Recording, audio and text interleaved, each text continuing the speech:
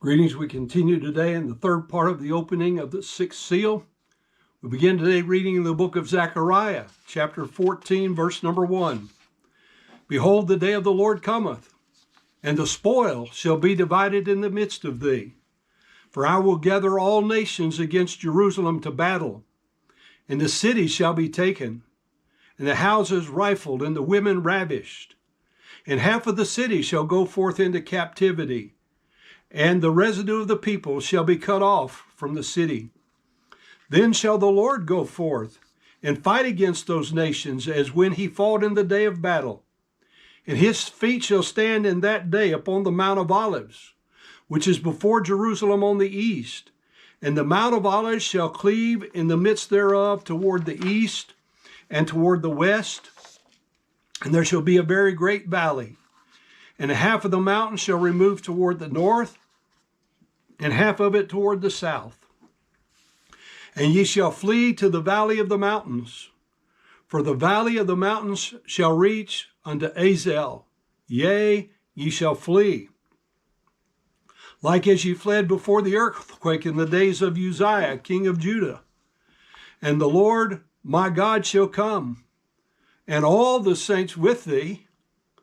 And it shall come to pass in that day that the light shall not be clear nor dark, but it shall be one day which shall be known to the Lord, not day nor night. But it shall come to pass that at any time it shall be light.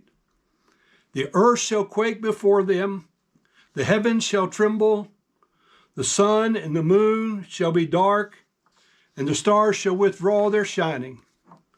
Joel chapter 2, verse 11. And the Lord shall utter his voice before his army, for his camp is very great. For he is strong that executeth his word. For the day of the Lord is great and very terrible. Who can abide it? Joel 2:30.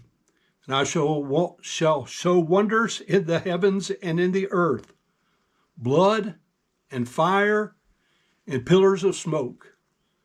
The sun shall be turned into darkness, and the moon into blood, before the great and the terrible day of the Lord come. So I ask, are these signs literal or symbolic? I would say that good scholars have aligned themselves on both sides of the answer to this question. Considering the issue of idolatry and how men idolize and worship the sun, moon, and the stars, as well as the earth, I tend to side with those who claim a literal interpretation for this seal, just as in the 5 previous ones. You might remember the 10 plagues which God sent upon Egypt by the hand of Moses and Aaron were intended to show God's power over the idols which the Egyptians were worshiping. Would it be, Captain, obvious to state those were literal plagues? But the thing which truly amazes me is that these people will recognize the truthfulness of the witness by these signs. However, they will continue to persist in their unbelief and blasphemy against God. The constraints of time will not allow me to submit to you the full biblical proof of the literal fulfillment of these signs. However, I briefly want to address the most questioned one, the turning of the moon into blood. Some contend that changes are not literal to the heavenly bodies in the earth. Rather, these changes are merely symbolic of changes in human relationships, governments, etc. Others contend the moon turns to a blood red color because the comparative adverb is used with the noun in Revelation 6:12. If the noun blood were only used means a blood red color, then it would be the only time of 99 New Testament uses where it was used to mean a blood red color and not actual blood, as in the other 98 places. Now, the regular designations for the color red in the New Testament involve these exemplary adjectives: puros, fire red, number 4442, kokinos, scarlet, 2847, phoros, purple, number 42:10. As Acts chapter 2, verse 20 quotes Joel 2:37, we have a clarification of Revelation 12. It says, the sun shall be turned into darkness.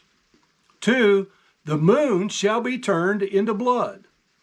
Now, more than the use of the noun as the object of the preposition here, is the meaning of the word translated turn.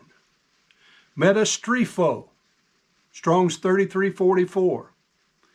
We're more familiar with the word metastrepos, 3339, which was translated transformed in Romans 12:1 and 2, and transfigured in Matthew 17:2.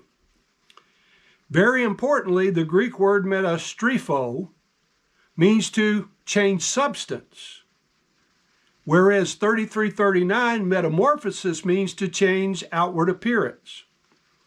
Thus, if blood red color was all that was intended, then why not use one of the regular adjectives which were available? Oh, that is a rule of interpretation, by the way. Remember, what is not said that could have been said is just as important as what is said. If every other use of the word blood means blood, then why force it to mean something which could have clearly been expressed by the use of another word? Thus, if you consider the Word of God and what it has to say on the subject, you should reach this conclusion. Now, we're being told that a change of the actual substance of the literal moon is under consideration, not merely a change of the color of its appearance. See, the opening of the sixth seal gives authority to govern atmospheric and astronomical changes which are referenced in Matthew 24:29. Immediately after the tribulation of those days shall the sun be darkened, and the moon shall not give her light, and the stars shall fall from heaven, and the powers of heaven shall be shaken. Our society has taken the bait of rejecting God as creator, sustainer, and reconciler.